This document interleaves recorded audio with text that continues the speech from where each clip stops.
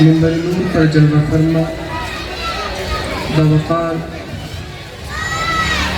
علماء کرام حفظاء اعظام و حاضرین مجلس، السلام علیکم ورحمۃ اللہ وبرکاتہ۔ وعلیکم السلام ورحمۃ اللہ وبرکاتہ۔ الحمدللہ رب العالمین والعاقبۃ للمتقین والصلاة والسلام علی سید الانبیاء والمرسلین، اما بعد فاعوذ باللہ من الشیطان الرجیم، بسم اللہ الرحمن الرحیم۔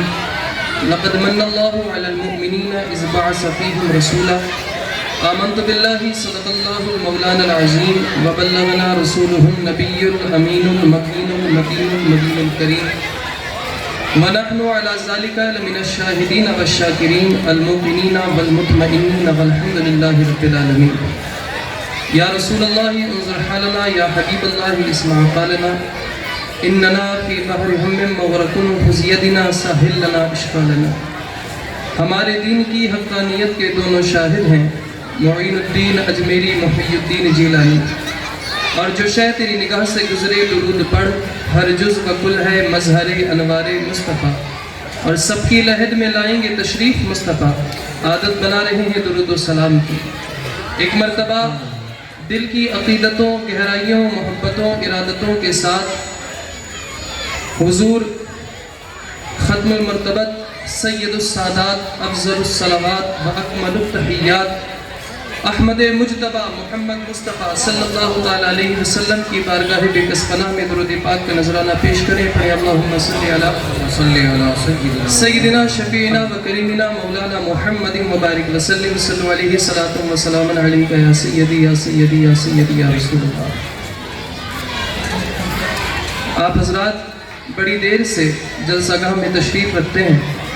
مجھ سے قبل آپ حضرات نے حضرت قاری حسن صاحب سے بڑی خوبصورت انداز میں نعت شریف سماعت فرمائی، اور اس سے پہلے ایک بہترین بیان بھی آپ حضرات کی سماعتوں کے حوالے اس اسٹیج سے کیا گیا۔ میں بھی اس جلسے کو آگے بڑھاتے ہوئے کچھ دیر کے لیے آپ حضرات کے سامنے حاضر ہوا ہوں۔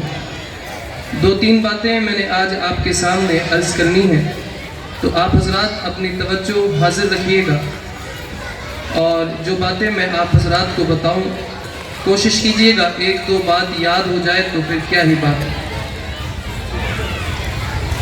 میں اپنی تقریر کا آغاز غاز الہ آبادی کے ان اشعار کے ساتھ کر رہا ہوں، اور ان اشعار کے ساتھ ساتھ مجھے آپ کے ٹیمپریچر کی بھی نالج ہو جائے گی کہ آپ سننے کے لیے تقریر کتنے تیار ہیں۔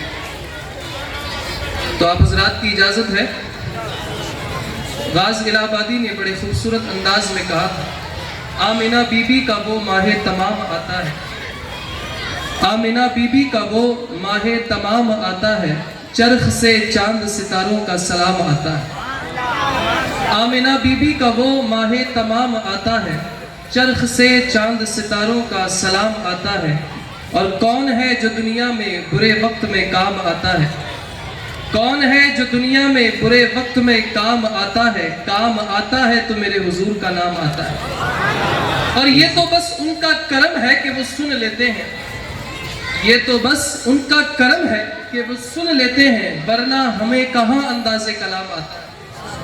اور غاز میں کیوں مرقد کے اندھیرے سے ڈروں، مرقد کہتے ہیں قبر کو، غاز میں کیوں مرقد کے اندھیرے سے ڈروں، قبر میں بھی تو وہی ماہ تمام آتا ہے۔ سبحان اللہ۔ اللہ کا ہم پر کتنا بڑا احسان ہوا کہ اس نے ہمیں زندگی میں ایک مرتبہ اور میلاد رسول بنانے کا موقع میسر کیا۔ یہ خوش نصیبی سب کے حصے میں نہیں آتی ہے۔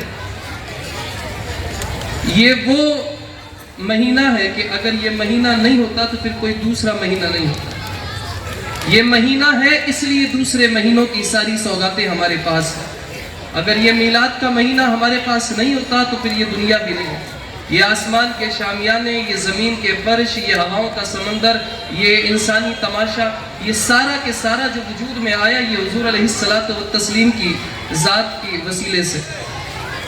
حدیث قدسی میں اللہ رب العزت نے فرمایا، حدیث قدسی اس حدیث کو کہتے ہیں کہ زبان تو حضور کی ہو لیکن کلام خدا کا۔ اللہ نے فرمایا کہ محبوب اگر تجھے پیدا کرنا میرا مقصد نہ ہوتا تو پھر میں کائنات کو پیدا نہیں کرتا۔ حضور علیہ الصلوۃ والتسلیم دنیا میں تشریف لائے تو یہ سارا جو ہے یہ تام جام یہ سارا کریٹ کیا ہے۔ تو ہم خوش نصیب ہیں کہ ہم اس نبی کا میلاد منانے کے لیے یہاں پر آئے ہیں کہ جس کے صدقے یہ پوری کائنات وجود میں آئے۔ قرآن مقدس میں اللہ نے ارشاد فرمایا لقد من اللہ علی المؤمنین اذ بعث فیہم رسولا، کہ بے شک اللہ نے مومنوں پر احسان کیا کہ انہی میں سے اللہ نے ایک رسول بھیجا۔ دیکھیں اللہ نے بندوں کو کئی نعمتوں سے نوازا ہے۔ بندوں کو دو آنکھیں دی دیکھ سکے، زبان دی بول سکے، کان دیے کہ سن سکے، ہاتھ دیے کہ کوئی چیز پکڑ سکے، پیر دیے کہ چل سکے، اس کو کھانے کے لیے غذا دی، اس کو جو ہے وہ دن میں وہ کام کاج کر سکے تو اس کے لیے سورج بنایا گیا کہ اس کی روشنی میں وہ اپنا ذریعہ معاش اکٹھا کر سکے، رات میں چاند کی چاندنی بکھیری۔ تو کئی طریقے کی اللہ نے انسان کو نعمتیں عطا فرمائی، لیکن کبھی بھی کسی نعمت پر اللہ نے اپنا احسان نہیں جتایا کہ میں نے تجھے آنکھیں دی ہیں تو یہ میرا احسان ہے، میں نے تجھے پیر دیے تو میرا احسان ہے، میں نے تجھے ہاتھ دیے تو میرا احسان ہے، میں نے تجھے زبان دی تو یہ میرا احسان ہے۔ نہیں، کسی بھی نعمت پر اللہ نے اپنا احسان بندوں پر نہیں جتایا، لیکن قربان جائیں کہ جب بات نعمت عظیم کی ہوئی، سرکار علیہ الصلوۃ والتسلیم کی ہوئی، تو اللہ نے بندوں سے کہا کہ اب خبردار ہو جاؤ، اب میں تمہیں اپنی سب سے بڑی نعمت عطا کرنے لگا ہوں کہ جو میرے نبی کی شکل میں تمہارے پاس آئے گی۔ اب جب وہ تمہارے پاس آئے تو تمہارا فریضہ یہ ہے کہ تم سب کچھ چھوڑ کر کے اس کی بارگاہ میں آؤ، اپنے کان آنکھ یہ سب جو ہے ایک طرف رکھ دو اور حضور علیہ الصلوۃ والتسلیم کی بارگاہ میں آؤ۔ اب کوئی کہے کہ میلاد منانا کہاں سے ثابت ہے، یہ کہاں سے ثابت ہے، وہ کہاں سے ثابت ہے، تو دیکھیے ثابت تو سب طریقے سے اور حوالے اگر دیے جائیں تو رات بیت جائے، لیکن میں آپ کو بتاؤں کہ ہمیں سنی کہا جاتا ہے۔ کیا کہا جاتا ہے؟ سنی کہا جاتا ہے۔ میں سنی کی جو ہے نا سب سے آسان اگر تعریف کروں اور سب سے آسان ڈیفینیشن آپ کے سامنے رکھوں تو سنی کہتے ہی اسے جو سن کر کے تسلیم کرے، بحث میں نہ پڑے کہ یہ کہاں لکھا ہوا ہے، اس کی مجھے دلیل دو، مجھے بتاؤ کہ اگر پھول کا ذکر چھڑا ہو اور بلبل یہ کہے کہ مجھے حوالہ دو تو پھر وہ بلبل ہو ہی نہیں سکتا۔ اگر شمع کا تذکرہ ہو اور پروانہ کہے کہ مجھے دلیل دو تو وہ پروانہ کبھی بن ہی نہیں سکتا۔ تو پتہ چلا حضور علیہ الصلوۃ والتسلیم کا میلاد وہی منائے گا، حضور علیہ الصلوۃ والتسلیم کی شان کو سننے وہی آئے گا کہ جس کو حضور سے محبت ہے۔ اور ایک مومن کے لیے حضور علیہ الصلوۃ والتسلیم کی محبت سے بڑی دولت اور کوئی بھی نہیں۔ دنیا کی ہر دولت ایک طرف، حضور علیہ الصلوۃ والتسلیم کا عشق ایک طرف، اس سے بڑا سرمایہ، اس سے بڑی دولت مومن کے پاس اور کوئی بھی نہیں۔ اب یہ الگ بات ہے کہ کچھ لوگ جو ہے اتنے بد نصیب ہیں کہ وہ دنیا میں آنے کے بعد انہوں نے قرآن سے بھی حضور کی ذات جو ہے وہ سن لی، حدیث مبارک سے بھی جو ہے وہ سرکار علیہ الصلوۃ والتسلیم کے واقعات سماعت کر لیے، لیکن اس کے باوجود کچھ بد نصیب لوگ دنیا میں ایسے ہیں جو کہتے نظر آتے ہیں کہ حضور تو ہماری طرح ہی تو تھے، حضور ہماری طرح بشر تھے۔ تو میں ان سے کہنا چاہتا ہوں کہ کوئی دقت والی بات نہیں ہے، آپ نے اپنی زبان سے یہ جملہ کہہ دیا کہ حضور ہماری طرح بشر تھے، تو میں کہتا ہوں کہ پھر لاؤ کوئی ایسا بشر جو اشارہ کرے تو چاند اپنا کلیجہ چیرے۔ اگر کمپٹیشن ہی کرنا چاہتے ہو تو پھر لاؤ نہ کوئی ایسا بشر کہ جس کے بارے میں تاریخ کہتی ہو کہ اس نے انگلی کا اشارہ کیا تو ڈوبا ہوا سورج پلٹ کر کے عصر کے وقت کو آئے۔ کوئی ہے ایسا بشر دنیا میں کہ جس کے بارے میں لوگوں نے جو ہے وہ سنا ہو کہ وہ چلے تو درخت سلام کرے؟ کوئی ہے ایسا بشر دنیا میں کہ جس کی بارگاہ میں کوئی مٹھی بند کر کے آئے اور کہے کہ بتاؤ میری مٹھی میں کیا ہے، تو مٹھی میں جو ہے چیز ہو وہ بول کر کے بتا دے کہ اگلا بندہ کون ہے؟ مجھے لا کر کے تو دکھاؤ وہ ذات کہ جس کو دیکھ کر کے لوگ جو ہے اپنی جانوں کو قربان کریں۔ لیکن میں دعوی کے ساتھ کہہ سکتا ہوں کہ ایسا کوئی بندہ دکھا نہیں سکتا۔ یار ہمارے نبی کے جیسا تو دوسرا کوئی نبی نہیں، تو پھر عام انسان کیسے ہو سکتا؟ جس نبی کو دیکھ کر کے جو ہے لوگ اس کے دیوانے ہو گئے، مجھے ایسی شخصیت لا کر کے تو دکھاؤ۔ حضرت ابو ہریرہ کا نام سنا آپ حضرت؟ بڑے مشہور صحابی، جلیل القدر صحابہ میں ان کا نام، 4364 روایتیں حضرت ابو ہریرہ سے اکیلے سے مروی ہیں سر۔ اتنے کند ذہن کے مالک تھے کہ ایک دن حضور کے پاس آئے اور آ کر کے عرض گزار ہوئے کہ سرکار میں تو برباد ہو گیا، میں ہلاک ہو گیا۔ حضور نے فرمایا کہ ابو ہریرہ کیا ہوا؟ تو کہنے لگے کہ حضور آپ اتنی قیمتی باتیں ہمیں بتاتے ہیں لیکن ذہن اتنا کمزور ہے کہ ابھی سنتا ہوں اور تھوڑی دیر میں بھول جاتا ہوں۔ تو حضور اگر کل قیامت کے دن اللہ نے مجھ سے پوچھ لیا کہ میں نے تجھے اپنی نبی کی صحبت دی تھی اور میں نے تجھے اپنی نبی کی جو ہے محفلوں میں شرکت کرنے کا شرف دیا تھا، تو بتا تو صحیح میرے محبوب کی محفلوں سے کون سے قیمتی موتی تو لایا ہے؟ تو میں اللہ سے کیا جو ہے وہ جواب دوں گا، اللہ کو میں کیا کہوں گا؟ تو سرکار میں تو ہلاک ہو گیا، میری تو دنیا بھی خراب آخرت بھی خراب۔ تو سرکار علیہ الصلوۃ والتسلیم نے فرمایا ابو ہریرہ پریشان نہ ہو، تیرے پاس اگر مشکل ہے تو اللہ نے مجھے بھی مشکل کشا بنا کر کے بھیجا۔ تو حضرت ابو ہریرہ کہتے ہیں سرکار نے مجھے اپنے پاس بلایا، پاس بلانے کے بعد سرکار علیہ الصلوۃ والتسلیم نے جو ہے مجھے کہا کہ اپنی چادر پھیلا کر کے کھڑے ہو جاؤ۔ میں اپنی چادر پھیلا کر کے حضور کے سامنے کھڑا ہو گیا۔ حضور نے اپنے ہاتھ ایسے کیے اور میری چادر میں ڈالے، پھر ایسے کیے پھر میری چادر میں ڈالے، پھر ایسے کیے پھر میری چادر میں ڈالے۔ 3 مرتبہ جب حضور میری چادر جو ہے بھر چکے تو مجھے سے فرمایا کہ ابو ہریرہ اس کو اپنے سر پہ لگا، اور ایک روایت میں آتا ہے کہ سینے سے لگا۔ حضرت ابو ہریرہ کہتے ہیں میں نے وہ چادر جو ہے اپنے سر پر اوڑھی، اس کے بعد ذہن کا عالم یہ ہو گیا کہ جب تک دنیا میں رہا کوئی بھی بات سنتا تھا فوراً یاد ہو جاتی اور وہ کبھی ذہن سے نکلتی بھی نہیں۔ تو وہ ابو ہریرہ جو ایک حدیث بھی یاد نہیں کر پا رہے تھے، سرکار علیہ الصلوۃ والتسلیم کے دست مبارک کے صدقے اب ذہن اتنا جو ہے وہ طاقتور ہو گیا کہ اس کے بعد 4364 روایتیں اکیلے حضرت ابو ہریرہ سے ملی۔ تو یہ حضرت ابو ہریرہ جس قبیلے سے جو ہے وہ تعلق رکھتے ہیں اس قبیلے کا نام قبیلہ دوس ہے۔ تو قبیلہ دوس کے سردار حضرت عامر بن دوس جو ہے ایک دن مکہ شریف تشریف لائے، اس وقت ایمان نہیں لائے تھے، تو یہ بھی سردار تھے اپنے قبیلے کے۔ تو ابو جہل اور اس کی کمپنی والوں نے ان کو جو ہے وہ دیکھا تو ان کی طرف گئے اور کہنے لگے کہ عامر مکے میں تو آ چکے ہو لیکن ہم تمہیں ایک شخص کا پتہ بتاتے ہیں، تم اس کے پاس مت جانا۔ تو کہا کہ کون؟ کہا کہ اس کا نام محمد ہے اور وہ جادوگر ہے، جو اس سے ملتا ہے اس کا دیوانہ ہو جاتا ہے، جو اس سے کلام کرتا ہے وہ اس کا دیوانہ بن جاتا ہے، جو اس کو دیکھتا ہے وہ اس کا شادائی بن جاتا ہے۔ تو تم جو ہے محمد کے پاس نہ جانا، تم جس کام کے لیے آئے ہو وہ کام کر کے واپس اپنے قبیلے میں چلے جاؤ۔ اگر ایسا کرو گے تو تمہارا دین محفوظ رہے گا، لیکن اگر تم نے اس سے ملاقات کر لی تو پھر تمہارا جو ہے وہ دین تمہارے سینے سے نکل جائے گا۔ تو حضرت عامر بن دوس نے کہا کہ ٹھیک ہے میں تو طواف کے لیے آیا ہوں، طواف کرتے ہی میں نے چلے جانا۔ حضرت عامر بن دوس جو ہے وہ کعبے کے پاس آئے، طواف کرنا شروع کیا۔ تو ایک جگہ سے طواف کرنا شروع کیا تو جب کعبہ شریف کے دوسرے کونے پر پہنچے تو اس کونے کے سامنے بالکل ایک درخت پر ٹیک لگائے حضور علیہ الصلوۃ والتسلیم بیٹھے ہوئے تھے اور حضور اللہ کا ذکر کر رہے۔ تو جب حضرت عامر بن دوس کی نظر حضور علیہ الصلوۃ والتسلیم کے چہرے پر پڑی تو وہ رک گئے۔ اب میں بتاؤں آپ کو یہ ممکن ہی نہیں تھا کہ حضرت عامر بن دوس کی آنکھیں حضور کو دیکھ لیں اور وہ آگے بڑھ جائیں۔ مجھے بتائیں چہرہ بددعا کی زیارت کوئی آنکھیں کر لیں، ہے ممکن کہ پھر اس کے قدم آگے بڑھیں؟ تو حضرت عامر بن دوس کے قدم جو ہے وہ رک گئے اور اس نے جب دیکھا کہ اتنا خوبصورت نوجوان بیٹھا ہوا ہے تو اس نے ابو جہل کو بلایا اور کہا کہ یار یہ اتنا خوبصورت شخص کون ہے؟ تو ابو جہل نے کہا ہوا یہ وہی ہے جادوگر، وہی ہے جادوگر، اس کے پاس مت جا۔ تو انہوں نے اپنا طواف شروع کیا، پھر جو ہے گھوم کر کے پھر اسی جگہ آئے تو پھر نظر پڑی حضور کے چہرے پر، پھر دوسری مرتبہ کہا کہ یار بتا تو صحیح یہ خوبصورت نوجوان کون ہے؟ تو کہا بتایا نا یہ وہی جادوگر۔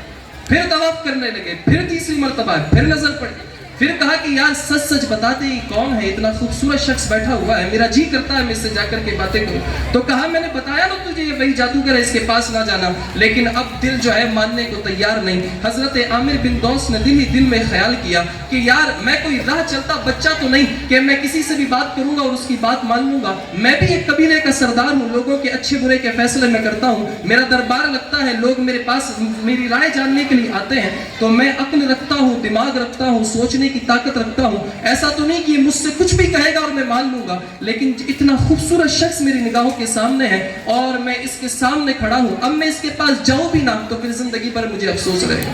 تو حضرت عامر بن دوس جو ہے وہ حضور علیہ الصلوۃ والتسلیم کے پاس گئے اور جا کر کے کہنے لگے یا محمد ما تقول، اے محمد کیا کہتے ہیں؟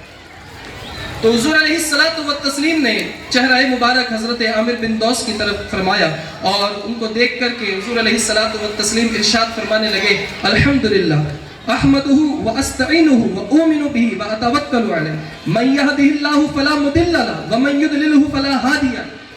جب یہ جملے عامر بن دوس نے سنے تو جو ہے قدم پیچھے ہو اور جو ہے سکتے کے عالم میں پڑ گئے، اور جب کچھ دیر بعد ہوش آیا تو کہنے لگے کہ محمد ذرا یہ جملے پھر سے دہرانا، تیرے اس ایک جملے نے 7 سمندر کو پی لیا۔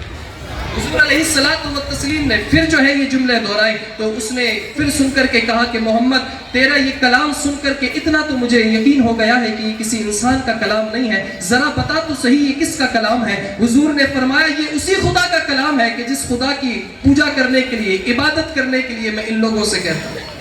تو حضرت عامر بن دوس کہنے لگے کہ پھر محمد دیر نہ کر، مجھے بھی کلمہ پڑھا کر کے اس خدا کا غلام۔ سبحان اللہ سبحان اللہ۔ تو حضور علیہ الصلوۃ والتسلیم کا تو چہرہ اتنا خوبصورت کہ لوگ دیکھ لیں تو آگے نہ بڑھ سکیں، اور بندے آج کہتے ہوئے شرم بھی محسوس نہیں کرتے کہ حضور ہماری طرف۔ اور یہ ظلم یہیں پر نہیں رکتا، یہ ظلم یہیں تک ختم نہیں ہوتا، آگے زبان درازی کی حد پر کہتے ہیں کہ حضور تو معاذ اللہ ان پڑھ بھی تھے۔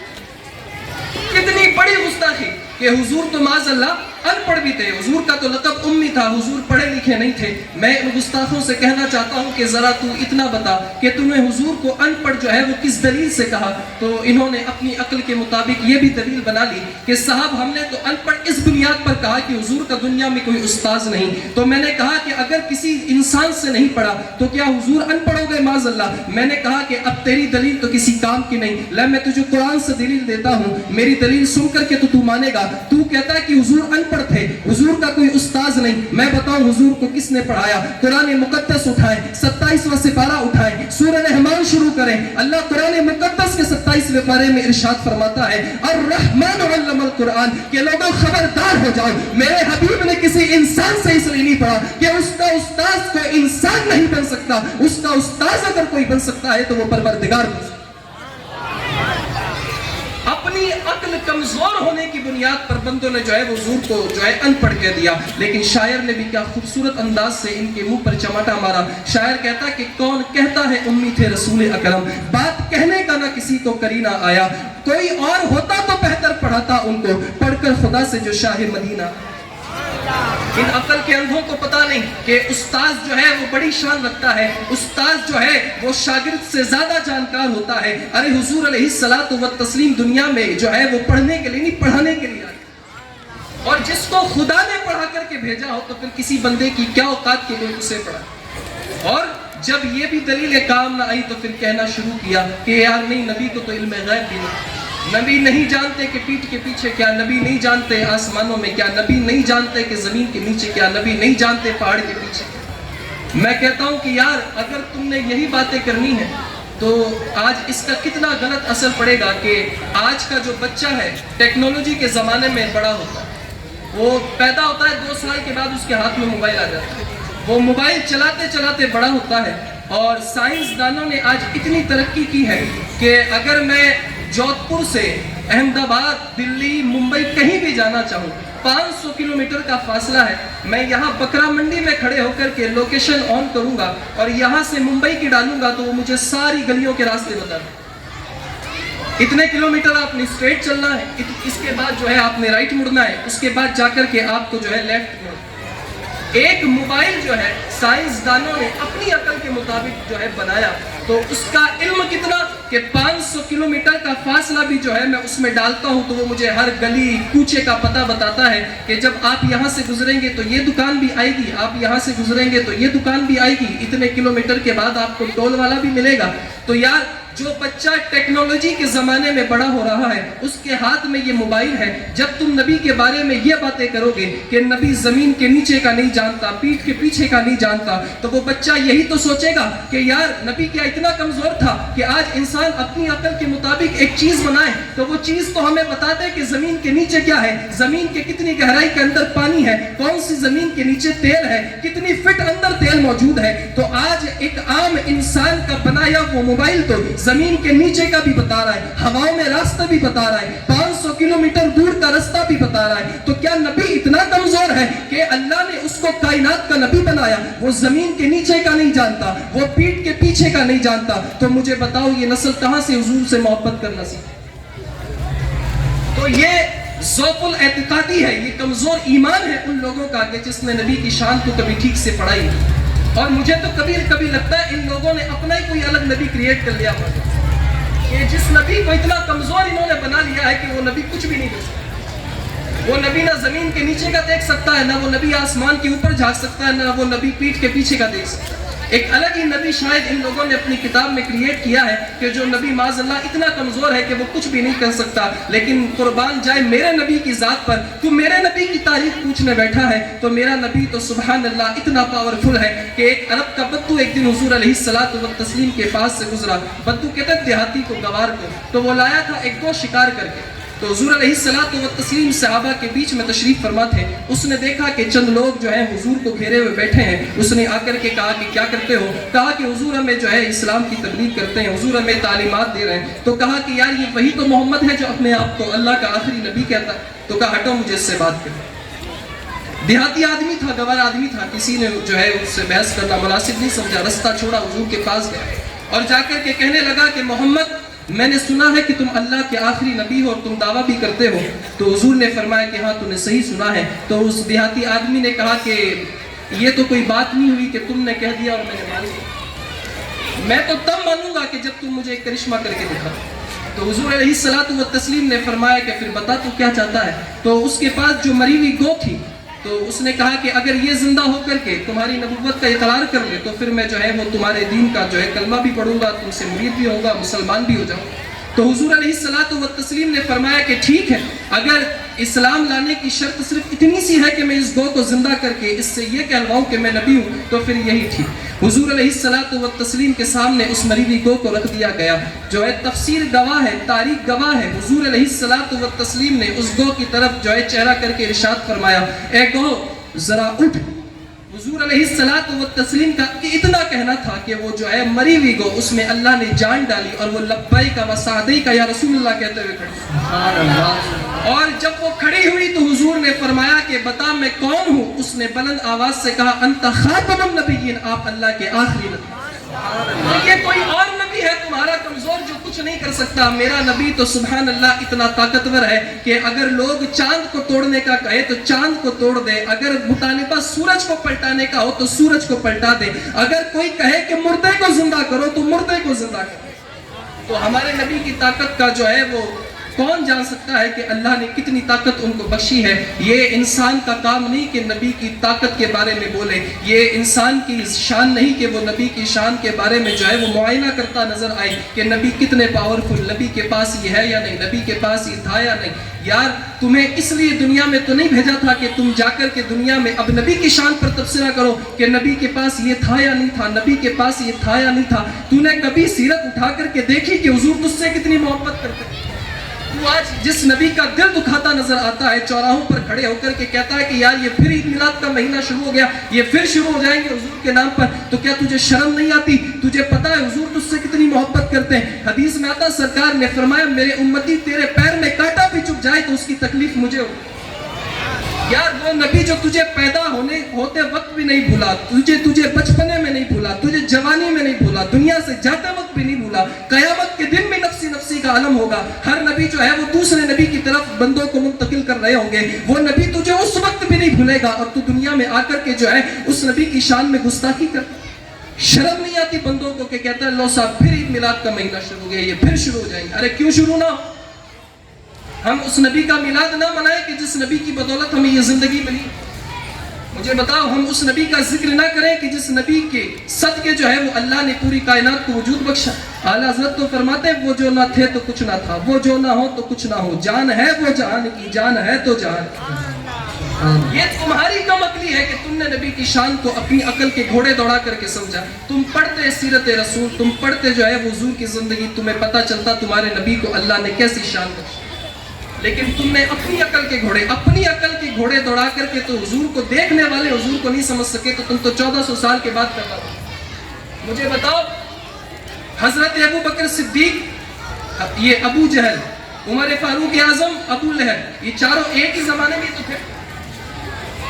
ابو بکر صدیق نے بھی حضور کو دیکھا، ابو جہل نے بھی دیکھا، عمر فاروق نے بھی دیکھا، ابو لہب نے بھی دیکھا، لیکن حضرت ابو بکر صدیق نے دیکھا تو اپنی عقل کے گھوڑے نہیں دوڑائے، سرکار سے نہیں پوچھا کہ تم نے اللہ کو تو دکھایا نہیں، ہم تمہیں رسول مانے تو کیوں مانے۔ حضرت عمر نے ضد نہیں کی کہ جبرائیل کو دکھا تو مانے کہ تجھ پر قرآن کی وحی نازل ہوتی ہے۔ ابو بکر صدیق اور حضرت عمر فاروق رضی اللہ تعالی عنہما نے حضور کو دیکھا اور دیکھنے کے بعد حضور کے عشق میں اپنی جانوں کی قربانی پیش کی، تو آج 1400 سال کے بعد بھی دنیا ان کا نام لے رہا ہے۔ لیکن ابو جہل، ابو لہب، عتبہ، شیبہ، ان لوگوں نے دیکھنے کے بعد بھی حضور سے ضد کی کہ ہمیں تو یہ دکھاؤ، ہمیں تو وہ دکھاؤ، اچھا دکھا بھی دیا، اس کے بعد بھی نہیں مانے تو آج زمانے کے سب سے بڑے ذلیل ہیں۔ تو پتا چلا جن لوگوں نے اپنی عقل کے مطابق حضور کو سمجھنا چاہا تو وہ تو دیکھ کر کے نہیں سمجھ پائے، تو بے وقوف تو بن دیکھے کیسے سمجھ؟ انہیں حضور کی ذات کو کیسے سمجھنا ہے؟ حضور کی ذات سمجھنے والی ذات نہیں، حضور کی ذات محبت کرنے والی ذات۔ یار وہ نبی ہمیں ملا کہ جس کے جیسا حسن کسی نبی کا نہیں، وہ نبی ہمیں ملا کہ جس نبی کی شان جیسی کسی نبی کی شان نہیں۔ خود 12 نبیوں نے حضور علیہ السلام کی امت میں پیدا ہونے کے لیے دعا مانگی۔ تو جب کوئی نبی حضور کے جیسا نہیں تو پھر ایک عام انسان حضور کے جیسا کیسے ہو سکتا ہے؟ تو یہ بات اپنی عقل میں ڈالیں۔ کوئی بندہ کہے کہ یار نہیں ہماری طرح تھے تو پھر ہماری طرح نہیں تھے۔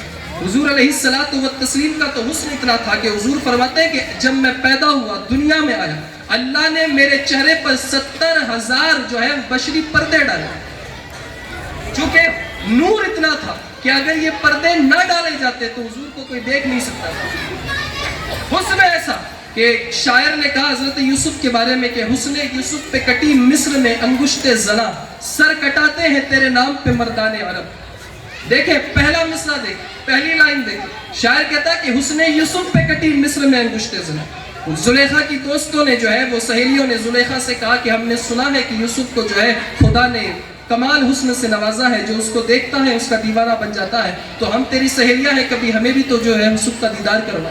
تو زلیخا نے کہا ٹھیک ہے پھر کل دوپہر میں گھر پہ آ جا۔ وعدے کے مطابق سہیلیاں کل دوپہر کے وقت گھر پہ آئیں۔ زلیخا نے سب کو ایک ایک چاقو دیا، فروٹ اور سبزیاں دے کر کے بیٹھا دیا کہ تم یہ کاٹو جب تک میں یوسف کو لے کر کے آتا۔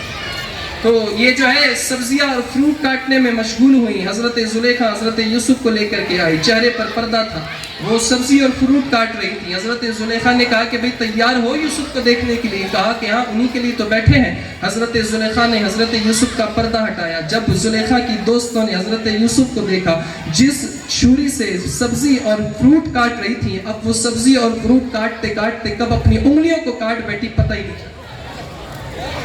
تو شاعر نے اسی واقعے سے جو ہے وہ یہ شعر لکھا کہ حسن یوسف پہ کٹی مصر میں انگشت زنا، انگشت کہتے ہیں انگلی کو، زنا کہتے ہیں عورتوں کو، کہ حسن یوسف پہ کٹی مصر میں انگشت زنا، کہ عورتوں نے انگلیاں تب کاٹی کہ جب حسن یوسف کو دیکھا، اور ایک مرتبہ کاٹی۔ لیکن حضور کی کیا شان، حضور کی کیا شان، حضور کے حسن کو اللہ نے کیسا کیا کہ جب حسن یوسف کو دیکھا ایک مرتبہ انگلیاں مصر کی عورتوں نے کاٹی۔ لیکن قربان جائے میرے نبی کی ذات پر کہ آج 1400 سال ہو گئے حضور کو دنیا میں تشریف لائے ہوئے، آج کے مسلمان نے حضور کو نہیں دیکھا۔ آج کا سنی مسلمان جو ہے وہ حضور کے دیدار سے محروم ہے، اسے نہیں پتا نبی کی آنکھیں کیسی، اسے نہیں پتا نبی کے رخسار کیسے، اسے نہیں پتا نبی کی چال کیسی، اسے نہیں پتا نبی کی ڈھال کیسی، اسے نہیں پتا نبی اٹھتے کیسے، اسے نہیں پتا نبی چلتے کیسے۔ لیکن آج بھی 1400 سال کے بعد اگر کوئی بندہ حضور کی ذات پر انگلی اٹھائے تو ہر مسلمان جان قربان کرنے کو تیار ہے۔ یہ شان اللہ نے حضور کو عطا فرمائی کہ ان کو تو دیکھا تھا عورتوں نے ایک مرتبہ انگلیاں کاٹی، آج 1400 سال بیت گئے، ہر مومن تیار ہے کہ اب ہر چیز پر تو کمپرومائز ہو سکتا ہے، لیکن حضور کی ذات پر کسی بھی طریقے کا کوئی کمپرومائز نہیں ہو سکتا۔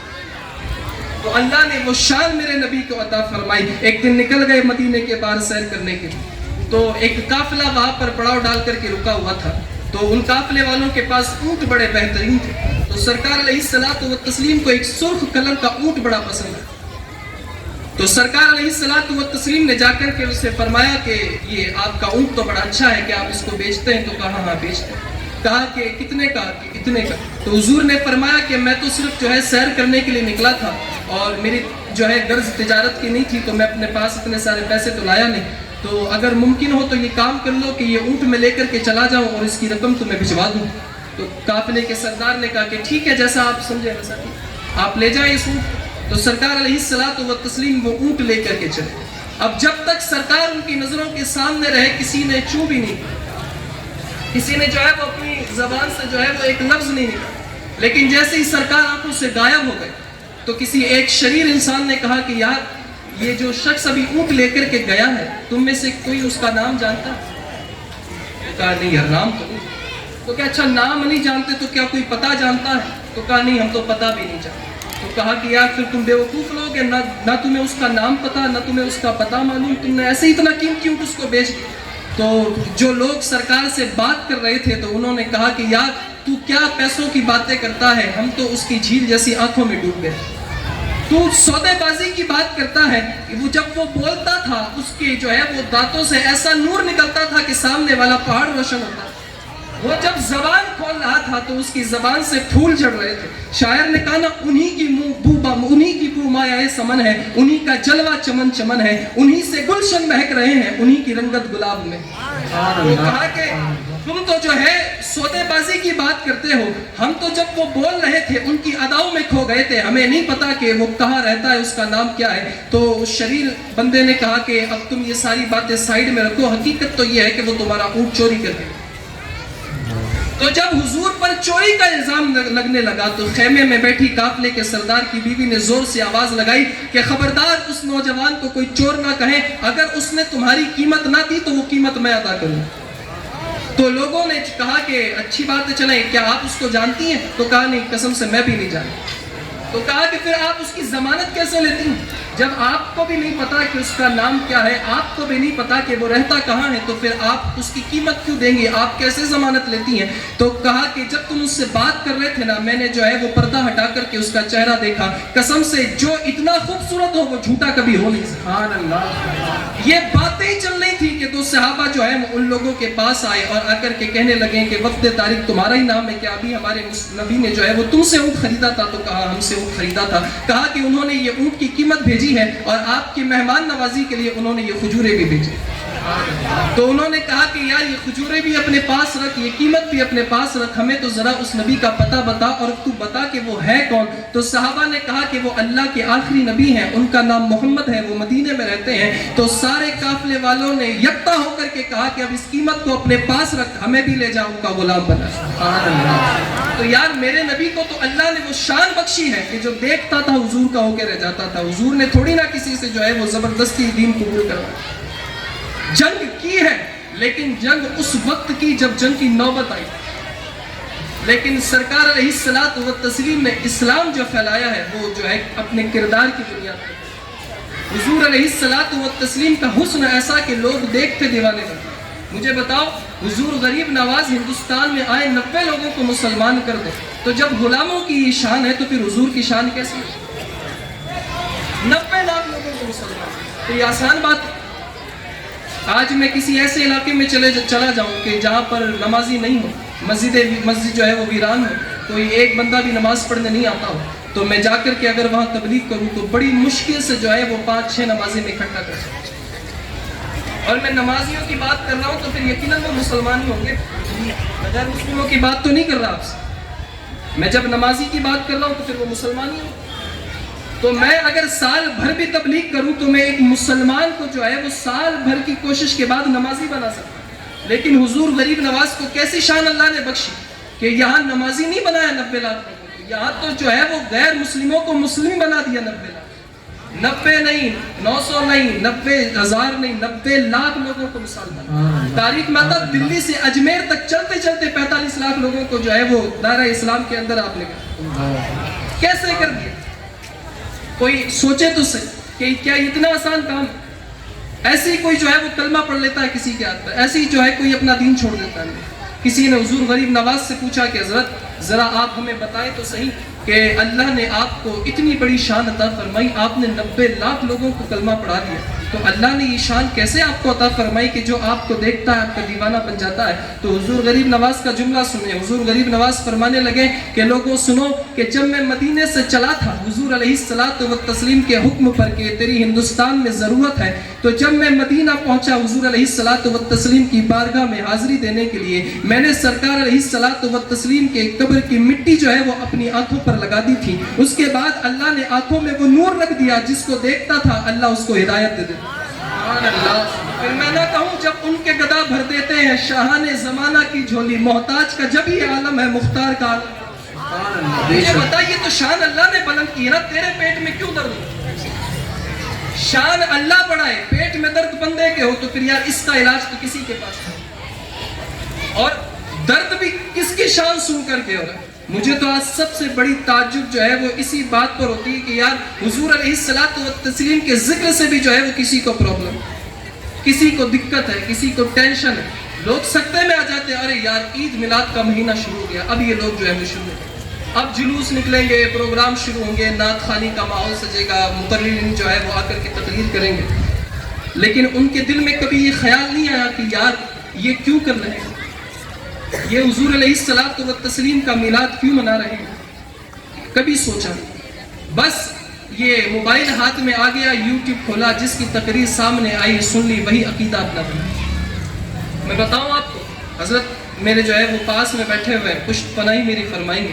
مسئلہ آپ کو بتاؤں، اسلام کے جو رکن ہے نا، مین نماز، روزہ، حج، زکوٰۃ اور زندگی میں ایک مرتبہ کلمہ شریف پڑھنا، یہ رکن ہے اسلام کے، ستمبھ ہے اسلام، تھمبے ہیں. آپ سمجھیں کوئی گھر جیسے بغیر ستون کے کھڑا نہیں ہو سکتا، اسلام بھی جو ہے وہ ان ستونوں کے بغیر کھڑا نہیں ہو سکتا. تو کتنے؟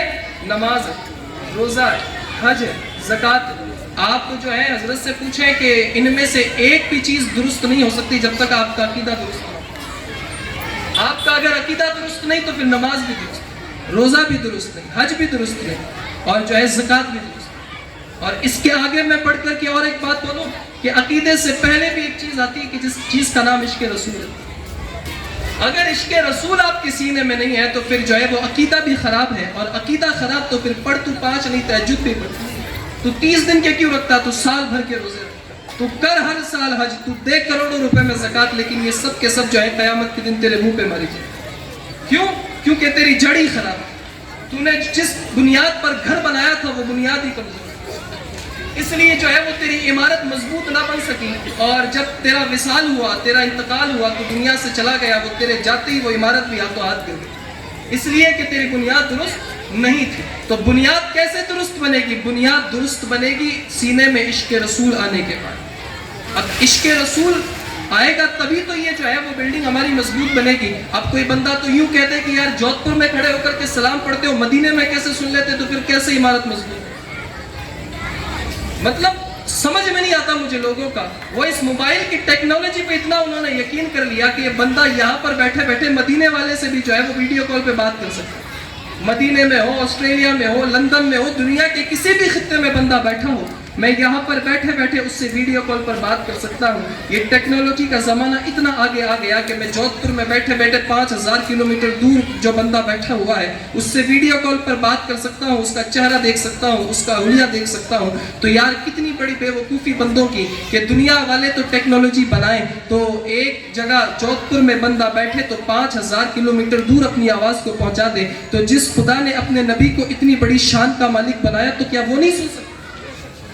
اور میں قرآن شریف کی آپ کو وہ آیت نہ بتاؤں کہ اللہ فرماتا ہے النبی اولا بالمؤمنین من انفسہم، کہ اے مومنو اب تم میرے نبی کو خود سے دور نہ سمجھنا، نبی تو مومنوں کی جانوں سے زیادہ قریب.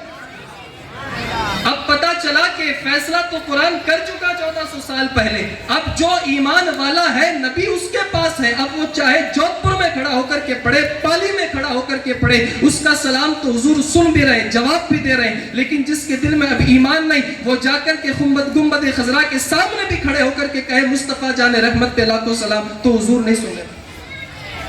تو پتہ چلا کہ عشق رسول سینے میں ہونا چاہیے. تو عشق رسول کیسے پیدا ہوگا؟ عشق رسول پھر انہی مجلسوں سے پیدا ہوگا. یہ جو 12 محفلیں ہر سال سجتی ہیں نا، ان کو صرف رسم ادائیگی کے لیے نہ سنا کریں، اپنی ذمہ داری سمجھ کر کے سنا کریں، آیا کریں، روز سنا کریں. جو مقرر آپ کو باتیں بتا کر کے جائے، یہ قیمتی اثاثہ ہے آپ حضرات کے. ہر بات کو جو ہے وہ باریکی سے سنا کریں، اس کو موبائل میں ریکارڈ کر کے لے جائیں، چاہے تو 1-2 باتیں ایسے یاد کر کے لے جائیں. ان محفلوں کا فائدہ اٹھائیں، ورنہ یہاں آ کر کے سنا، اس کان سے سنا، اس کان سے نکال دیا، تو پھر تو بھلے 100 سال کی عمر ہو اور 90 سال آپ نے جلد سے سن لیا تو وہ کسی کام کے نہیں. ذہن بنا کر کے آئیں کہ یہ محفلیں جو ہے کمیٹی والوں نے ہمارے لیے کروائی ہیں، اتنا پیسہ خرچ کیا ہے، اتنی محنتیں اس میں لگائی ہیں، تو یہ کس لیے لگائی؟ ان محفلوں کا جو ہے بنیادی سبب یہ ہے کہ بندوں کو اسلام کے بارے میں پتہ چلے، لوگوں کے دلوں میں عشق رسول پیدا ہو. یہ نعت خوانی اس لیے تو کی جاتی ہے کہ بندہ حضور علیہ الصلوۃ والتسلیم کے عشق میں مشغول رہے. تو حضور اعلیٰ حضرت نے فرمایا تھا کہ اچھی آواز والوں سے نعت پاک سنا کرو، اس لیے کہ اس سے عشق رسول پیدا ہو. تو ان محفلوں کا فائدہ ہو۔ اور یہ بڑا پرفتن دور ہے، اس موبائل نے، اس سوشل میڈیا نے لوگوں کی زندگی اور عقیدہ دونوں خراب کر دیا، کیونکہ لوگ موبائل پر جس کا ویڈیو آتا ہے وہ دیکھ لیتے ہیں اور اپنا عقیدہ ویسا بنا لیتے ہیں۔ ان کو کبھی یہ توفیق میسر نہیں ہوئی کہ ہم نے یہ بات سنی ہے تو جا کر کے مولانا محسن صاحب سے پوچھے تو صحیح، مولانا عارف صاحب سے پوچھے تو صحیح، سید صاحب سے پوچھے تو صحیح کہ حضرت آج ہم نے فیس بک پر یہ ویڈیو دیکھا ہے، ہم نے دیکھا کہ بھئی کوئی کہتا نظر آیا ہمیں کہ اگر نماز میں حضور کا خیال آ جائے تو نماز ٹوٹ جاتی ہے۔ ہم نے تو سن لیا فیس بک پر کہ نماز میں حضور کا خیال آ جائے نماز ٹوٹ جائے، لیکن کبھی بھی توفیق میسر نہیں ہوئی کہ ہم کسی عالم سے جا کر کے پوچھیں کہ حضرت کیا یہ بات صحیح ہے کہ نماز میں حضور کا خیال آ جائے تو نماز ٹوٹ جائے؟ کاش کہ تو آیا ہوتا مولانا محسن صاحب کے پاس یا مولانا عارف صاحب کے پاس یا سید صاحب کے پاس، وہ تجھے بتاتے کہ بے وقوف، جب نبی کی نماز میں امتی کا خیال آئے تو نماز نہیں ٹوٹتی، تو پھر امتی کی نماز میں نبی کا خیال آ جائے تو کہاں سے ٹوٹے گی؟ یہ آپ کو بتائیں گے کہ یہ بے وقوفی ہے جو کہتے ہیں کہ حضور کا خیال آ جائے تو نماز ٹوٹ جاتی ہے۔ ہم تو کہتے ہیں کہ اگر حضور کا خیال نہ آئے تو اللہ نماز قبول ہی نہیں کرتا۔ میں اس کی دلیل بھی آپ کو دیے دوں، بغیر دلیل کی کوئی بات نہیں کر کے جاؤں گا انشاءاللہ۔ قرآن مقدس میں اللہ نے ارشاد فرمایا اقیم الصلاۃ لذکری، 16ویں پارے کی آیت ہے، سورہ طٰہٰ میں اللہ کریم نے ارشاد فرمایا اقیم الصلاۃ لذکری، نماز پڑھو خالص میری یاد کے، نماز پڑھو صرف میری یاد کے۔ تو ٹھیک ہے، اللہ کا حکم تھا، بندہ کھڑا ہو گیا، اس نے اللہ اکبر کہہ کر کے ہاتھ بھی باندھ لیے زیر نہ، اس نے جو ہے وہ ثنا بھی پڑھی، سورہ فاتحہ بھی پڑھی، سورت بھی ملائی، رکوع بھی کیا، قومہ بھی کیا، سجود بھی کر لیا۔ اس نے 2 رکعت نماز یا 4 رکعت نماز کوئی سی بھی جو ہے وہ پڑھنے کھڑا ہوا، اس نے پڑھی۔ اب جب 2 رکعت نماز پڑھ کے فجر کی یا 4 رکعت نماز ظہر کی وہ پڑھ کر کے جو ہے وہ تحیات پڑھنے بیٹھا، قاعدے میں بیٹھا، تو اس نے مالک سے کہا کہ مالک میں نے 4 رکعتیں تو پڑھ لی ہیں، میں نے تیری ثنا بھی پڑھی، میں نے تجھ پہ سورہ فاتحہ بھی پڑھی، میں نے جو ہے وہ تیری شان میں اور بھی دوسری تلاوتیں بیان کی، میں نے رکوع کر کے سبحان ربی العظیم کی تسبیح بھی تیرے خاطر پڑھی، اپنی پیشانی کو زمین پر رگڑ کر کے سبحان ربی الاعلیٰ کی صدائیں بھی تیرے خاطر بلند، تو میں 4 رکعت کی نماز 2 رکعت کی نماز مکمل کر چکا ہوں، اب میں 2 زانو ہو بیٹھ کر کے تیری بارگاہ میں یہ عریضہ پیش کرتا ہوں میری نماز کو قبول فرما، تو اب تو میری نماز کو قبول فرما لے۔ لیکن اللہ کیا فرماتا ہے کہ بندے اب 2 رکعت نماز یا 4 رکعت نماز تو میرے خاطر پڑھ چکا، لیکن اب سن، قبول تو اس وقت ہی کروں گا کہ نماز تو میری ہے لیکن اس میں سلام میرے مصطفیٰ کو۔ سبحان اللہ۔ اب قبول تب ہی کروں گا جب میرے حضور پر سلام پڑے گا، میرے نبی پر سلام پڑے گا۔ اگر تو نے میرے نبی پر سلام نہیں پڑھا تو پھر 4 نہیں 40 رکعت والے بھی پڑھ لے، تیرے منہ پہ مار دی جائے۔ تو پتا چلا حضور کا خیال اگر دماغ میں نہ آئے تو نمازیں قبول ہی نہ ہو۔ ایک روایت میرے ذہن میں آئی، میں آپ کو بتاتا چلوں۔ جب جنگ بدر جو ہے وہ ختم ہوئی، حضور علیہ الصلوۃ والتسلیم کے صحابہ کو اللہ نے فتح عطا فرمائی، حضور علیہ الصلوۃ والتسلیم نماز پڑھانے کے لیے کھڑے ہوئے، تو سرکار علیہ الصلوۃ والتسلیم جب نماز سے فارغ ہوئے، 2 صحابی حضور کے پاس آئے اور آ کر کے کہنے لگے یا رسول اللہ ہم نے ابھی دیکھا کہ آپ نماز میں مسکرا رہے ہیں، تو یار ایک بات مجھے آپ بتائیں، یہ مولانا عارف صاحب آپ جن کے پیچھے 5 وقت نماز پڑھتے ہیں، ان کا چہرہ کعبے کی طرف رہتا ہے، آپ کا بھی چہرہ کعبے کی طرف رہتا ہے، یہ اگر نماز میں ہلکا سا مسکرا بھی جائے تو آپ کو پتہ چلے، بولے ذرا، کیا آپ کو پتہ چلے گا؟ اگر یہ مسکرا بھی لیں، اپنی انگلیوں کو حرکت بھی دے دیں، یا جو ہے آنکھیں بند کریں کھولیں، آپ کو کچھ پتا ہے؟ نہیں ہے، چونکہ آپ کی نظریں بھی سامنے ہیں، ان کی نظریں بھی سامنے ہیں، ان کی پیٹھ جو ہے وہ آپ کو دکھتی ہے، ان کا چہرہ آپ کو نہیں دکھتا، اس لیے اب یہ مسکرائیں، اب یہ دانت دکھائیں، اب یہ آنکھیں کھولیں، اب یہ آنکھیں بند کریں، آپ جو ہے ان کو نہیں دیکھ سکتے۔ لیکن حضور علیہ الصلوۃ والتسلیم سے کیا کہا صحابہ نے آ کر کے کہ حضور ہم نے ابھی دیکھا کہ آپ حالت نماز میں کیا کر رہے تھے، مسکرا رہے تھے۔ تو اب کوئی صحابہ کے اوپر لگائے نہ فتویٰ کہ یار یہ کیسی نماز ہے کہ جو پڑھی تو اللہ کے لیے جا رہی ہے لیکن دیدار مصطفیٰ کا کرنی۔ تو حضور علیہ الصلوۃ والتسلیم کو بھی یہ فرمانا چاہیے تھا کہ یار تم اپنی نماز کو دہراؤ جا کے، تمہاری نماز تو پوری نہیں ہوئی کیونکہ تم نے تو اپنا خیال اللہ کی طرف سے ہٹا کر کے میرے چہرے کی طرف کر لیا تھا۔ تم پڑھاؤ اب نماز، تم نماز دہراؤ، تمہاری نماز قبول نہیں ہوئی۔ لیکن سبحان اللہ، قربان جائے نبی کی ذات پر کہ نبی نے یہ نہیں فرمایا کہ تمہاری نماز قبول نہیں ہوئی، نبی نے وجہ بتائی کہ میں مسکرا کیوں رہا تھا۔ نبی نے فرمایا کہ اب وجہ سننا چاہتے ہو تو سنو کہ جب میں نماز پڑھ رہا تھا تو جبرائیل میرے پاس آیا، سبحان اللہ، اور جبرائیل نے آ کر کے مجھ سے کہا کہ حضور ہم آپ کی خاطر جو ہے آسمان سے یہاں آئے تھے، اللہ نے 5000 فرشتوں کو میرے ساتھ بھیجا تھا اور ہم نے شانہ بشانہ ہو کر کے آپ کے صحابہ کے ساتھ یہ جنگ لڑی۔ تو اب میں جب ان 5000 فرشتوں کو لے کر کے آسمان کی طرف گیا تو ہم پر آسمان کے دروازوں کو نہیں کھولا گیا۔ تو سرکار نے فرمایا کہ کیوں نہیں کھولا گیا؟ تو جبرائیل کہتے ہیں کہ حضور ہم نے جب آسمان کا دروازہ کھٹکھٹایا تو اللہ نے فرمایا کہ بتاؤ جس کے لیے بھیجا تھا کہ اس سے اجازت لے کر کے آئے ہو؟ اب میں بتا دوں، آپ حضرت سے پوچھئے گا کہ فرشتوں کا کام جنگ لڑنا نہیں، بے شک نہ اس جنگ بدر سے پہلے کبھی فرشتوں نے ہتھیار اٹھائے، نہ آج کبھی۔ فرشتوں کا کام جنگ لڑنا نہیں ہے، لیکن جنگ بدر میں صرف حضور کی تسلی کی خاطر اللہ نے فرشتوں کو جنگ لڑوایا۔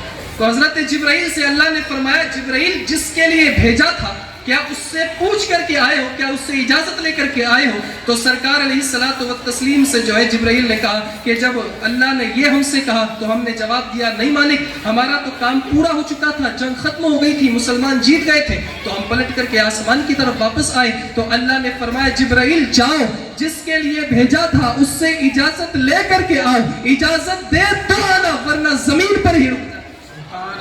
حضور کی تو شان یہ کہ جبرائیل جس کا گھر ہے سدرۃ المنتہا پر، اگر حضور اجازت نہ دے تو وہ اپنے گھر نہ جا سکے تو جنت میں کیسے جا سکے؟ سبحان اللہ سبحان اللہ۔ خیر بات بتا رہا تھا کہ نماز میں حضور کا خیال آ جائے تو نماز ٹوٹ جاتی ہے۔ صحابہ حضور کو دیکھ رہے ہیں، حضور مسکرا رہے ہیں، پتہ چلا کہ صحابہ کی تو نماز میں بھی یہی کوشش رہتی تھی کہ نماز میں بھی چہرے بددعا نظر آئے، کیونکہ انہیں بھی تو پتا تھا کہ نمازیں پڑھنا ہمارا کام ہے، قبول انہی کے وسیلے سے۔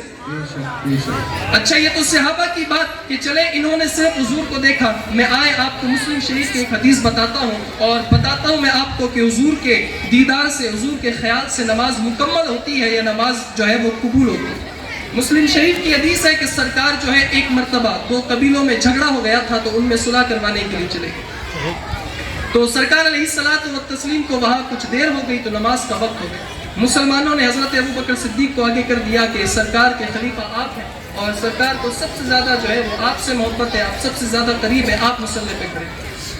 تو سرکار ابو بکر صدیق رضی اللہ تعالی عنہ مصلی رسول پر کھڑے ہوئے، نماز پڑھائی، تو بیچ نماز میں حضور تشریف لے۔ تو جب صحابہ نے حضور کو دیکھا کہ حضور آ رہے ہیں تو صحابہ نے جو ہے وہ حضور کو رستہ دینا شروع کر دیا، ایسے جو ہے وہ حضور کے لیے رستہ خالی کر دیا، کوئی ادھر ہو گیا کوئی ادھر ہو گیا، ادھر ادھر ادھر کرتے کرتے حضور کو رستہ دے دیا۔ جب حضور پہلی صف میں پہنچ گئے تو صحابہ نے دیکھا کہ ابو بکر نماز میں مشغول ہے، اسے نہیں پتا کہ حضور تشریف لے آئے، تو صحابہ نے ایسے تالی بجانا شروع کر دیا۔ کیسے؟ ایسے تالی بجانا شروع کیا۔ تو جب تالیوں کی آواز تیز ہوئی تو حضرت ابو بکر صدیق کو جو ہے وہ سمجھ آ گیا کہ پیچھے سے حضور تشریف لے آئے۔ تو حضرت ابو بکر صدیق کو کیا کرنا تھا کہ جیسے تھے ویسے کے ویسے پیچھے آ کر کے کھڑے ہو جاتے اور حضور جو ہے وہ مصلی رسول پر تشریف لاتے اور آگے کی نماز کمپلیٹ کرواتے۔ یہ ہے مسئلہ، اور ایسے ہی ہونا چاہیے کہ اگر جو ہے وہ امام تشریف لیا، حضور تشریف لے آئے تھے تو ابو بکر صدیق جیسے کھڑے تھے ویسے کے ویسے جو ہے وہ پیچھے آ جائے، لیکن ابو بکر صدیق نے ایسا نہیں کیا۔ مسلم شریف کے لفظ ہے کہ حضرت ابو بکر صدیق نے اپنا چہرہ کعبے کی طرف سے ہٹا کر کے حضور کی طرف کر لیا اور حضور علیہ الصلوۃ والتسلیم سے عرض کی کہ حضور آئے نماز پڑھائیں، تو اب لگاؤ فتویٰ، کس میں دم ہے ابو بکر صدیق کی نماز کو کہے کہ نماز نہ ہوئی؟ کوئی کہے تو ابو بکر صدیق کو جا کر کے کہ ابو بکر اب تو تیری نماز ٹوٹ جانی چاہیے تھی، تیرا چہرہ کعبے کی طرف سے ہٹ گیا، استقبال قبلہ تجھ سے منقطع ہو گیا، اب تیری نماز تو ٹوٹ جانی چاہیے تھی۔ حضرت ابو بکر جواب دیں گے کہ بے وقوف سن، میری نماز ٹوٹی نہیں بلکہ زیادہ قبول ہوئی۔ وہ کہے گا کہ کیسے؟ تو حضرت ابو بکر فرمائیں گے ایسے کہ جب تک میں سامنے دیکھ رہا تھا مجھے کعبہ نظر آ رہا تھا، اللہ کی قسم جیسے ہی پلٹ کر کے دیکھا کعبے کا کعبہ نظر آ گیا، تبھی تو بریلی کے تاجدار نے بریلی کی چھوٹی سی پتلی سی گلی میں بیٹھ کر کے کہا تھا کہ حاجیوں آؤ شہنشاہ کا روزہ دیکھو، کعبہ تو دیکھ چکے، کعبے کا کعبہ دیکھو۔ بے وقوف یہ حضور کی ذات ہے، کہاں تیرے سمجھ میں آنے والی ہے؟ تو ایسی اپنی عقل کے گھوڑے دوڑاتے نظر آتا ہے؟ نہیں، آ کر کے بیٹھ میلاد کے جلسے میں، تجھے پتا چلے گا حضور کی شان کیا ہے۔ تو طاقت کی بات کرتا ہے، تو پڑھائی کی بات کرتا ہے، تو کیا باتیں کرتا ہے یار؟ جس نبی کی شان پالنے میں یہ ہو کہ حضرت حلیمہ کہیں کہ جب میں محمد کو اپنے گھر پر لائی تو میں نے دیکھا کہ وہ پالنے میں جب میں اس کو جھولا جھلایا کرتی تھی تو وہ اپنی انگلیوں کو جو ہے وہ ایسے آسمان کی طرف حرکت دیا کرتا تھا. تو میں نے ایک روز سوچا میں دیکھوں تو صحیح کہ یہ آسمان کی طرف انگلی کر کے اشارہ کیا کرتا ہے. حضرت حلیمہ کہتی ہیں کہ میں نے حضور علیہ الصلوۃ والتسلیم کو دیکھا کہ جب وہ پالنے میں جھولا جھول رہے تھے آپ کی انگلی جو ہے وہ آسمان کی طرف ایسے ایسے ہو رہی تھی. میں نے آپ کی انگلی کے اشارے کی طرف جب میں نے آسمان کی طرف دیکھا تو میں نے دیکھا کہ جہاں جہاں آپ کی انگلی جا رہی تھی وہاں وہاں چاند اپنا راستہ طے کر رہا تھا. گویا کہ پتہ چل رہا تھا کہ چاند جو ہے وہ محمد کا کھلونا بن گیا ہے. تو جس نبی کی شان پالنے میں یہ ہو اس نبی کی شان آج کیا ہوگی. قرآن تو کہتا نا وَلَلْآخِرَةُ خَيْرٌ لَكَ مِنَ الْأُولَىٰ. اے نبی آپ کی ہر آنے والی گھڑی پچھلی گھڑی سے بہتر گھڑی ہے. تو یار جو نبی پالنے میں اتنا پاورفل ہے تو اب تو وہ خود پالنے کی طاقت رکھتا ہے. وہ کتنا طاقت کمزور جو ہے وہ نظریں ہیں کہ حضور علیہ الصلوۃ والتسلیم کی ذات کو نہیں دیکھ سکتی. دو لوگ جو ہے وہ حضور علیہ الصلوۃ والتسلیم کے پاس حاضر ہوئے. بخاری شریف مسلم شریف کی متفق علیہ حدیث. وہ آ کر کے حضور سے کہنے لگے کہ ہم نے سنا ہے کہ آپ جو ہے اللہ کے آخری نبی ہیں لیکن ہم آپ کو جادوگر مانتے ہیں. تو حضور نے فرمایا تو پھر بتاؤ میں ایسا کیا کروں کہ تم مجھے نبی تسلیم کرو. تو کہنے لگے ہم نے سنا ہے کہ جادوگر چاہے کتنا بھی بڑا ہو وہ کتنا ہی بڑا جادو کر لے اس جادو کا اثر زمین تک تو رہ سکتا ہے آسمان پر نہیں جا سکتا. تو ہم آپ سے آج یہ کہنے آئے ہیں کہ ہم آپ کو نبی مان لیں گے لیکن شرط یہ ہے کہ اس چاند کے 2 ٹکڑے کرنے پر. تو حضور علیہ الصلوۃ والتسلیم نے جب یہ شرط سنی تو حضور مسکرا گئے. حضور مسکرا گئے. تو اب یہ بے وقوف لوگ تھے ان کو کیا پتا حضور کی شان کیا. یہ حضور سے کہنے لگے کہ محمد کیا ہم نے کچھ زیادہ مانگ لیا. اے محمد کیا ہم نے کچھ زیادہ مانگ لیا. تو حضور علیہ الصلوۃ والتسلیم نے مسکرا کر کے فرمایا کہ کہاں زیادہ مانگا, یہ چاند میری ہی مرضی کا تو غلام ہے. یار مجھے بتاؤ میں ایک بسکٹ ہاتھ میں پکڑا بیٹھا رہوں اور کوئی آ کر کے مجھ سے کہے کہ یہ آپ اگر بسکٹ کے 2 ٹکڑے کر دیں گے تو میں آپ کو یہ مان لوں گا میں آپ کو وہ مان لوں گا. تو میں تو یہی تو کہوں گا کہ یار یہ کیسے بے وقوفی والی باتیں کرتا ہے. یہ بسکٹ میرے ہی تو اختیار میں ہے. میں چاہے تو اس کے 2 ٹکڑے کروں چاہے تو اس کے 4 ٹکڑے کروں چاہے تو اس کو چور چور کر دوں. تو حضور مسکرائے. کہا کہ کچھ زیادہ مانگ لیا. فرمایا کہ کہاں زیادہ مانگا. یہ چاند کی اوقات کیا ہے یہ میرے اشارے کا ہی تو منتظر رہتا ہے. حضور علیہ الصلوۃ والتسلیم نے فرمایا چل آسمان کی طرف دیکھ. ان دونوں نے آسمان کی طرف دیکھا. حضور نے اپنی انگلی کا اشارہ کیا. حضور کا اشارہ کرنا تھا چاند نے اپنے کلیجے کو چیر دیا.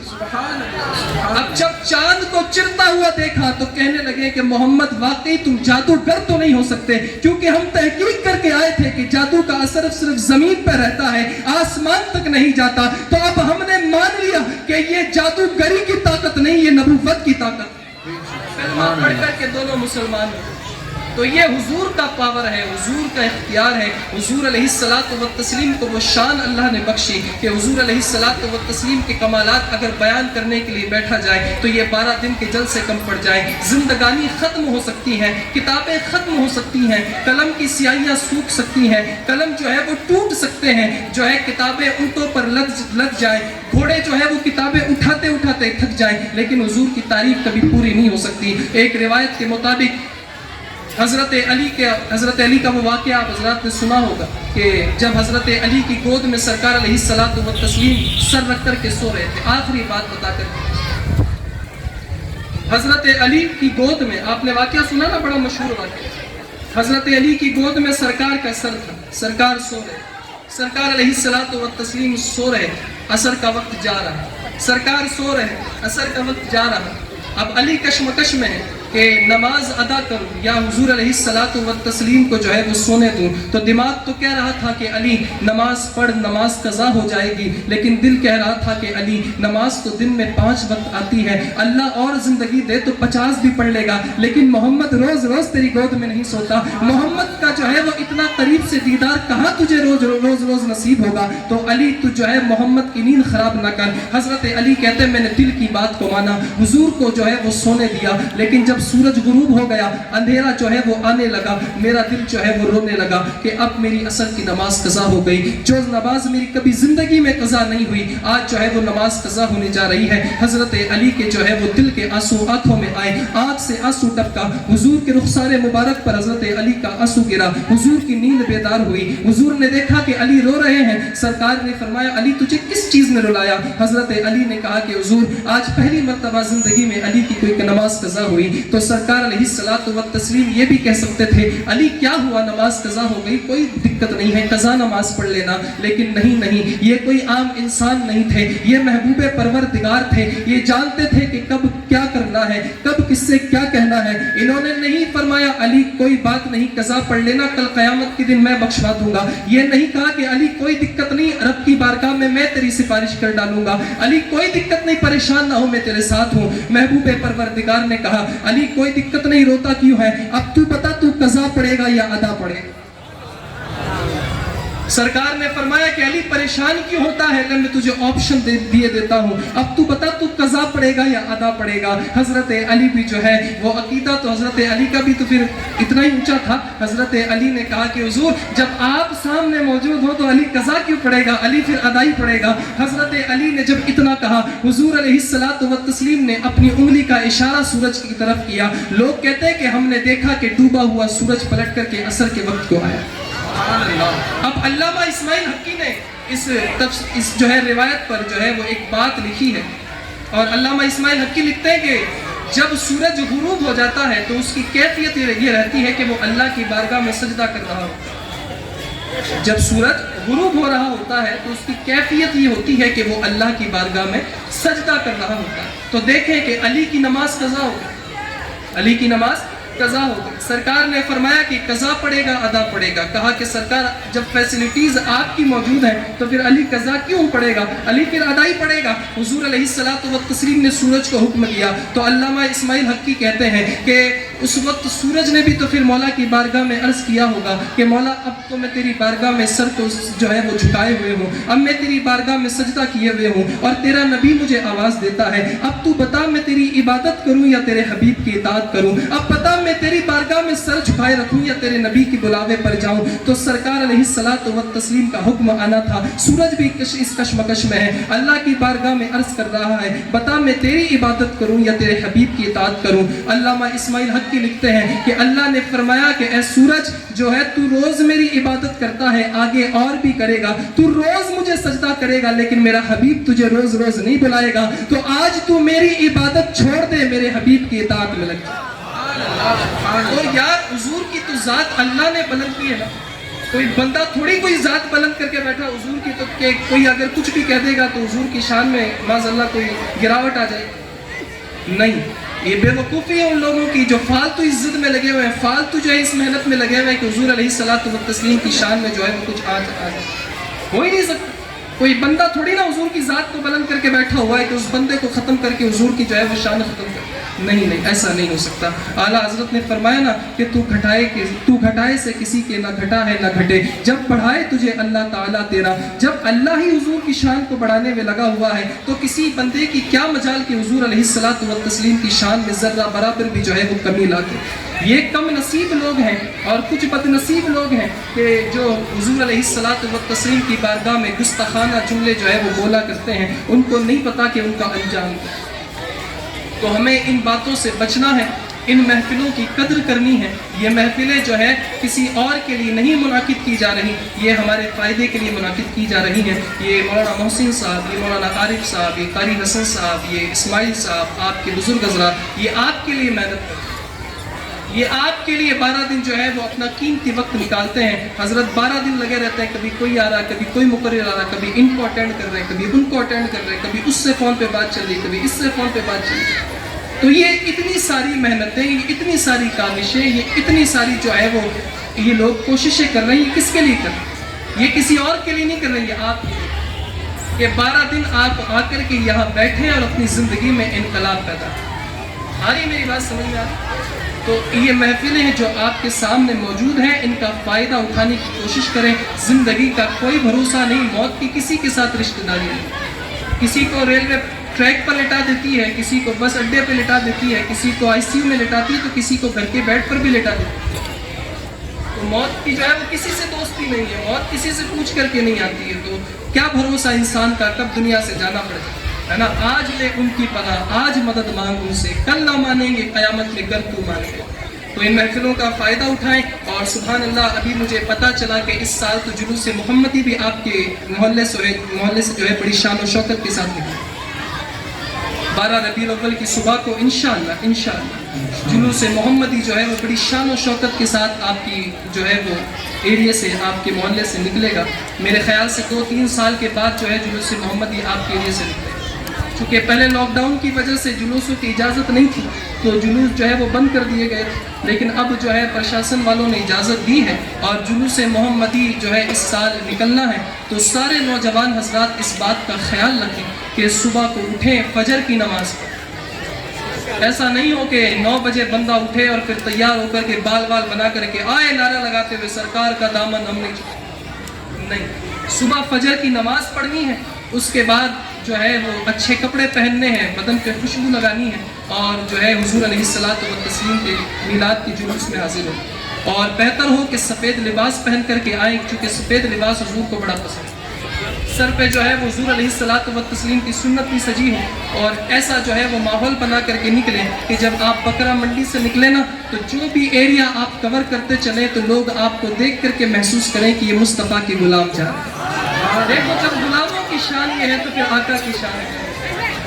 امام محمد بن شیبانی سے جو ہے وہ کچھ گستاخوں نے کہا تھا کہ ہمیں آپ سے مناظرہ کرنا، تو آپ نے کہا ٹھیک ہے اس تاریخ پہ مناظرہ کر لیں۔ تو تاریخ فکس کر دی گئی ہے، ایک جگہ بھی فکس کر دی گئی۔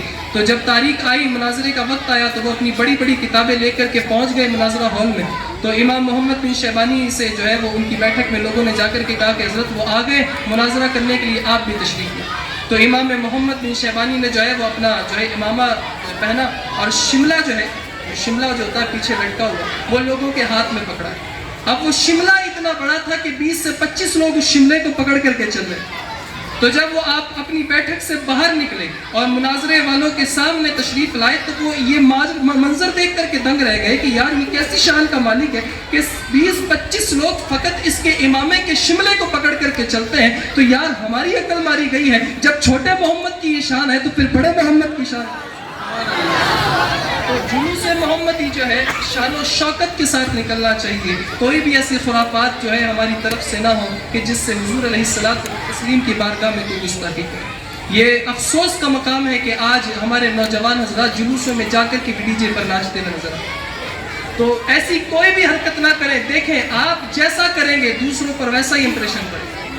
تو اچھی طرح سے تیار ہو کر کے آئیں، سفید لباس پہن کر کے آئیں، سر پہ حضور کی سنت ہو اور اچھا رویہ آپ حضرات کا ہو۔ کہیں بھی آپ بکرا منڈی سے نکلے پورے شہر کا طواف کر ڈالیں، آپ کی وجہ سے کسی کو کوئی تکلیف نہ ہو۔ تو یہ 12 ربیع الاول کی صبح کو جلوس نکلے گا، آپ حضرات دھیان رکھیے گا۔ ابھی اور بھی تقریریں آپ حضرات سے نے سننی ہے، کل مولانا الیاس صاحب آئیں گے کماری سے، وہ بھی آپ کو آ کر کے دین کی باتیں بتائیں گے۔ اس کے بعد بھی علماء نے آنا ہے، آپ حضرات وقت پہ تشریف لائیں، اپنے اپنے گھروں سے، اپنے اپنے محلوں سے، علاقوں سے، اپنے رشتہ داروں عزیز و اقاربوں کو بھی، اور ان سے کہیں کہ آئیں۔ گھر میں تو روز بیٹھتے ہیں، ٹی وی روز دیکھنی ہے، بیویوں سے روز بات کرنی ہے، لیکن یہ محفلیں روز نہیں ہوتی، یہ 12 دن بعد پھر وہی سال بھر کے بعد آنی ہے۔ تو ٹی وی کا ریموٹ روز ہاتھ میں رہے گا، بیوی کے جو ہے روز جو ہے صحبت ہمیں ملے گی، روز اس سے بات کرنی ہے، لیکن یہ صحبت پھر دوبارہ نہیں ملے گی، یہ محفلیں جو ہے وہ روز نہیں ملے گی۔ تو اپنے عزیز و اقارب کو بھی لائیں، اپنے رشتہ داروں کو بھی لائیں، اور جو ہے آپ جو باتیں یاد کر کے لے جائیں نا وہ گھر پہ جا کر کے اپنی بیوی بچوں کو دیں۔ وہ تو یہاں آ نہیں سکتی، کم سے کم آپ سن کر کے بتائیں گے تو سرکار نے فرمایا تم تک اگر میری ایک بات بھی پہنچے تو تم پہ فرض ہے کہ اسے آگے پہنچے، ہے نا۔ تو تبلیغ کا بھی خیال رکھیں، صرف مولانا محسن صاحب ہی، مولانا عارف صاحب ہی تھوڑی محلے میں تبلیغ کریں، آپ پہ بھی فرض ہے۔ سرکار علیہ الصلوۃ والتسلیم نے سب کے لیے فرمایا کہ میری ایک بات بھی کسی کو پتہ ہو تو اس پر فرض ہے کہ وہ آگے پہنچے۔ تو ان باتوں کا خیال رکھیں، اللہ کہنے سننے سے زیادہ عمل کی توفیق عطا فرمائے۔ بھیجا ہے رب نے محبت کا یہ پیغام، ان کے ہاتھوں جن کا محمد ہے نام، روح نکلتی رہے دل یہ کہتا رہے مصطفیٰ جان رحمت۔